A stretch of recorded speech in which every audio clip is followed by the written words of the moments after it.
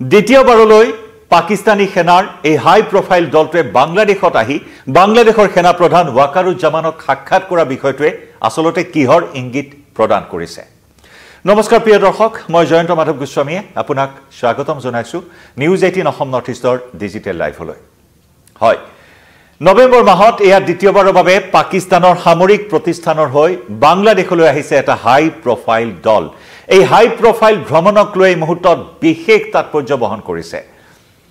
হাই profile ভ্ৰমণ এই কাৰণেই যে বাংলাদেশত ইয়াৰ পূৰ্বে অৰ্থাৎ নৱেম্বৰৰ 9 পৰা 12 নৱেম্বৰৰ ভিতৰত পাকিস্তানী নৌসেনাৰ মুৰব্বী এডমিৰেল নাভিদ আশ্ৰফে ঢাকা ভ্ৰমণ কৰিছিল। আৰু সেই ভ্ৰমণৰ লগত এতিয়া এই ভ্ৰমণৰ কিবা যোগসূত্ৰ আছে নেকি, এই ভ্ৰমণে দৰাচলতে কি সূচাইছে তাকে লৈ নানান প্ৰশ্নৰ অৱতাৰণা ঘটিছে। পাকিস্তানৰ সৈতে যি এটা মধুৰ সম্পৰ্ক এই মুহূৰ্তত বাংলাদেশে গঢ়ি তুলিছে বা পাকিস্তানে বাংলাদেশৰ সৈতে সম্পৰ্ক উন্নীত কৰাৰ চেষ্টা চলাই আছে, তাৰ বাবে অশনি সংকেত হিচাপে চিহ্নিত হৈছে ভাৰতৰ বাবে। কাৰণ ভাৰতৰ বিৰুদ্ধে এটাৰ পিছত আনটো স্থিতি গ্ৰহণ কৰি আহিছে বাংলাদেশৰ বৰ্তমানৰ অন্তৰ্বৰ্তীকালীন চৰকাৰখনে। অন্তৰ্বৰ্তীকালীন চৰকাৰখনৰ উপদেষ্টা ডক্টৰ মহম্মদ ইউনুছে যি ধৰণৰ কাৰ্যকলাপ কৰি আহিছে ভাৰতৰ বিৰুদ্ধে, আৰু তাৰ পিছত এয়া পাকিস্তানী সেনাৰ সামৰিক প্ৰতিষ্ঠানৰ হৈ বাংলাদেশলৈ এটা বৃহৎ দলৰ এই হাই প্ৰফাইল ভ্ৰমণে আসলতে ভাৰতৰ বাবে এক অশনি সংকেত কঢ়িয়াই আনিছে নেকি, এই ধৰণৰ চৰ্চা এই মুহূৰ্তত চলি আছে। 23 নৱেম্বৰ দেওবাৰৰ দিনটোত ঢাকাত বাংলাদেশৰ সেনা প্ৰধান ৱাকাৰুজ্জামানক সাক্ষাৎ কৰে এই হাই প্ৰফাইল দলটোৱে। আৰু এয়া হৈছে, আমি পুনৰ জনাইছো, যোৱা এমাহত অৰ্থাৎ নৱেম্বৰ মাহত পাকিস্তানৰ সামৰিক প্ৰতিষ্ঠানৰ হৈ বাংলাদেশলৈ এয়া দ্বিতীয়টো হাই প্ৰফাইল ভ্ৰমণ পাকিস্তানী সেনাৰ। জেনেৰেল জামানে পাকিস্তানৰ প্ৰতিনিধি দলটোক সাক্ষাৎ কৰাৰ পিছত বাংলাদেশ সেনাই এটা প্ৰেছ বিবৃতি যোগে কিছু কথা সদৰি কৰিছে। সেই কথাখিনিও এই মুহূৰ্তত আমি জনাব বিচাৰিম আপোনালোকক যে পাকিস্তানৰ হেভি ইণ্ডাষ্ট্ৰিজ টাকশিলা অৰ্থাৎ চমুকৈ HITৰ অধ্যক্ষ লেফটেনেণ্ট জেনেৰেল শাকিৰ উল্লাহ খট্টকৰ নেতৃত্বত এটা প্ৰতিনিধি দলে বাংলাদেশৰ মুখ্য কাৰ্যালয়ত বাংলাদেশৰ সেনাৰ মুখ্য কাৰ্যালয়ত সেনাধ্যক্ষ ৱাকাৰুজ্জামানক সৌজন্যমূলক সাক্ষাৎ কৰে। পাকিস্তানী সেনাই বিবৃতিত এই কথা উল্লেখ কৰিছে। এয়া দুয়োগৰাকী বাংলাদেশৰ সেনা প্ৰধান আৰু সমান্তৰালকৈ পাকিস্তানৰ হেভি ইণ্ডাষ্ট্ৰিজ টাকশিলা চমুকৈ HITৰ অধ্যক্ষ লেফটেনেণ্ট জেনেৰেল শাকিৰ উল্লাহ খট্টকে এই ধৰণৰ এটা সৌজন্যমূলক আলোচনাত মিলিত হোৱাৰ কথা এটা বিবৃতিত পাকিস্তানী সেনাই সদৰি কৰিছে। পাৰস্পৰিক শুভেচ্ছা আদান প্ৰদানৰ উপৰিও দুয়োখন দেশৰ মাজত প্ৰতিৰক্ষা সহযোগিতাৰ বিভিন্ন বিষয় আলোচনা কৰাৰ কথাও সদৰি কৰিছে। কেনেদৰে প্ৰতিৰক্ষাৰ ক্ষেত্ৰত দুয়োখন দেশে সহযোগিতাৰে আগবাঢ়ি যাব পাৰি, প্ৰতিৰক্ষাৰ ক্ষেত্ৰত আৰু কি কি ব্যৱস্থা উন্নীত কৰিব পাৰি, তাৰ বিষয়ত আলোচনাত মিলিত হোৱাৰ কথাও সদৰি কৰে সেই বিবৃতিটোত। উল্লেখযোগ্য যে পাকিস্তানৰ এই হেভি ইণ্ডাষ্ট্ৰিজ টাকশিলা চমুকৈ HIT বিশেষকৈ টেংক নিৰ্মাণৰ ক্ষেত্ৰত বা আৰ্মড পাৰ্চনেল কেৰিয়াৰ নিৰ্মাণৰ ক্ষেত্ৰত, এছাল্ট ৰাইফল নিৰ্মাণৰ ক্ষেত্ৰত আৰু অন্যান্য নিৰাপত্তাৰক্ষীৰ বাহন নিৰ্মাণ কৰাৰ ক্ষেত্ৰত বিশেষভাৱে পৰিচিত বুলি জনা যায় এই বিশেষ প্ৰতিষ্ঠানটোক। আৰু সেয়েহে জেনেৰেল শাকিৰ উল্লাহ খট্টকৰ এই ভ্ৰমণ হৈছে পাকিস্তানী পক্ষৰ পৰা এনে প্ৰথম ভ্ৰমণ যি নেকি দুয়ো পক্ষৰ মাজত বা দুয়োখন দেশৰ মাজত প্ৰতিৰক্ষা উন্নীতকৰণৰ বিষয়ত আলোচনাত মিলিত হোৱাৰ কথা সদৰি কৰা হৈছে। অৰ্থাৎ যিটো প্ৰতিষ্ঠানৰ অধ্যক্ষ লেফটেনেণ্ট জেনেৰেল শাকিৰ উল্লাহ খট্টকৰ কথা কোৱা হৈছে, তেওঁ হৈছে পাকিস্তানত বিশেষভাৱে জনাজাত বিশেষকৈ টেংক নিৰ্মাণৰ ক্ষেত্ৰত, আৰ্মড পাৰ্চনেল কেৰিয়াৰ নিৰ্মাণৰ ক্ষেত্ৰত, এছাল্ট ৰাইফল নিৰ্মাণৰ ক্ষেত্ৰত আৰু অন্যান্য নিৰাপত্তাৰক্ষীৰ বাহন নিৰ্মাণ কৰাৰ বাবে বিশেষভাৱে জনাজাত এই প্ৰতিষ্ঠানটো। আৰু এই প্ৰতিষ্ঠানটোৱে সেয়েহে এনেদৰে এটা প্ৰথম ভ্ৰমণ বাংলাদেশত কৰিছে আৰু যি নেকি বাংলাদেশৰ সৈতে প্ৰতিৰক্ষা উন্নীতকৰণৰ ক্ষেত্ৰত বা প্ৰতিৰক্ষাৰ বিভিন্ন উৎপাদনৰ ক্ষেত্ৰত বিশেষভাৱে আলোচনা কৰাৰ কথা উল্লেখ কৰা হৈছে। আমি ইতিমধ্যে উল্লেখ কৰিছো যে ইয়াৰ পূৰ্বে 9 পৰা 12 নৱেম্বৰৰ ভিতৰত পাকিস্তানৰ নৌসেনাৰ মুৰব্বী এডমিৰেল নাভিদ আশ্ৰফে ঢাকা ভ্ৰমণ কৰিছিল আৰু সেই ভ্ৰমণৰ লগত সংগতি ৰাখি চট্টগ্ৰাম বন্দৰলৈ 4 দিনীয়া ভ্ৰমণৰ সূচীও হাতত লোৱা হৈছিল। এই চট্টগ্ৰাম ভ্ৰমণৰ এই বিষয়টোৱে বিশেষকৈ পাকিস্তানৰ সৈতে এটা শক্তিশালী সম্পৰ্ক গঢ়ি তুলি বাংলাদেশৰ সৈতে পাকিস্তানে কেনেদৰে সামুদ্ৰিক সহযোগিতা উন্নীত কৰিব পাৰে তাৰ ওপৰত বিশেষভাৱে জোৰ দিয়ে যোৱা 9 পৰা 12 নৱেম্বৰৰ সেই ভ্ৰমণসূচীত বাংলাদেশৰ নৌসেনাৰ মুৰব্বীগৰাকীয়ে গতিকে এনেদৰে এতিয়া বাংলাদেশৰ সৈতে এটা মধুৰ সম্পৰ্ক গঢ়ি তুলি বাংলাদেশে ভাৰতৰ সৈতে এটা তিক্ততাপূৰ্ণ সম্পৰ্ক স্থাপন কৰা পৰিলক্ষিত হৈছে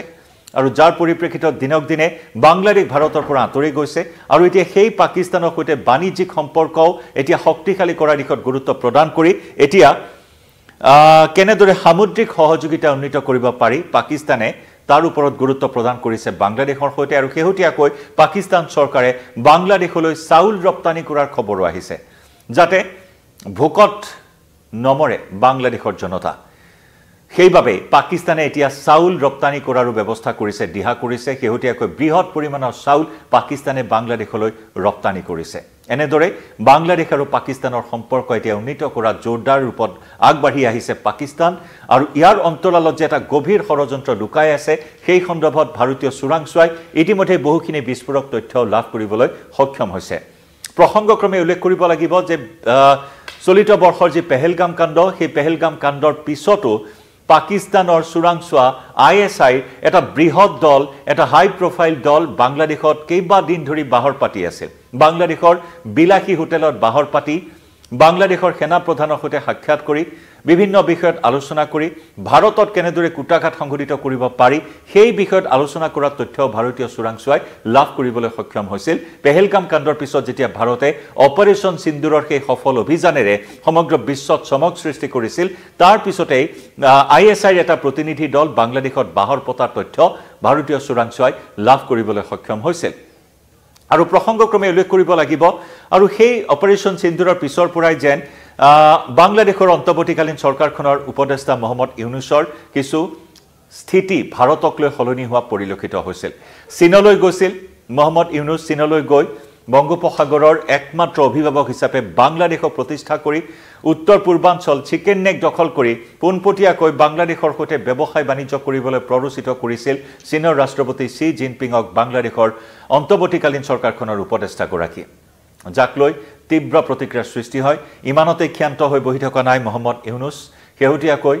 বিতৰ্কিত মেপ প্ৰস্তুত কৰিছে বিতৰ্কিত মানচিত্ৰ প্ৰস্তুত কৰিছে বৃহত্তৰ বাংলাদেশৰ ৰূপৰেখাৰে বৃহত্তৰ বিতৰ্কিত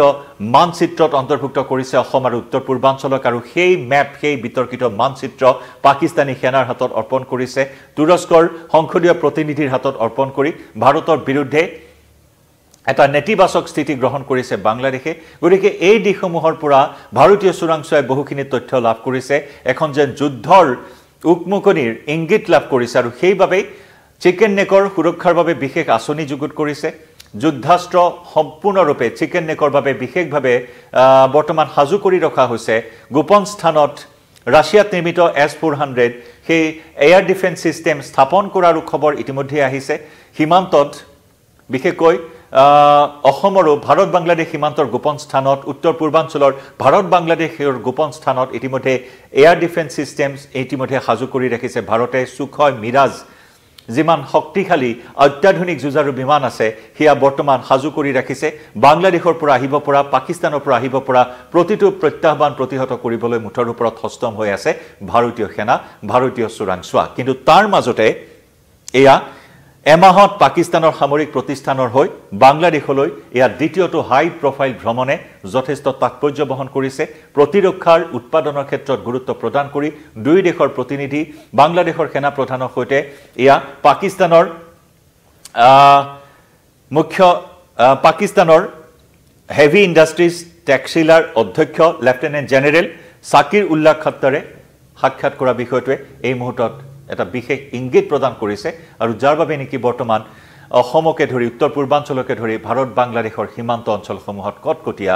এই মুহূৰ্তত নিৰাপত্তা বেষ্টনী গঢ়ি তোলা হৈছে ইতিমধ্যে আমি পূৰ্বেও জনাইছিলো যে মেঘালয়ত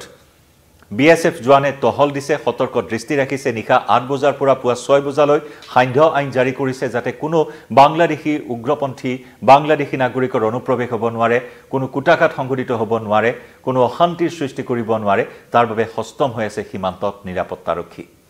গতিকে লক্ষণীয় হ'ব পাকিস্তানে বিবৃতিত যি কথা প্ৰকাশ কৰিছে অনাগত সময়ছোৱাত ভাৰতৰ বাবে কিবা বিপদ নমাই আনিব পাৰে নেকি বাংলাদেশ আৰু পাকিস্তানৰ এই মহা মিলনে জনাই যাম প্ৰতিটো আপডেট ডিজিটেল লাইভৰ পৰা বিদায় লৈছোঁ নমস্কাৰ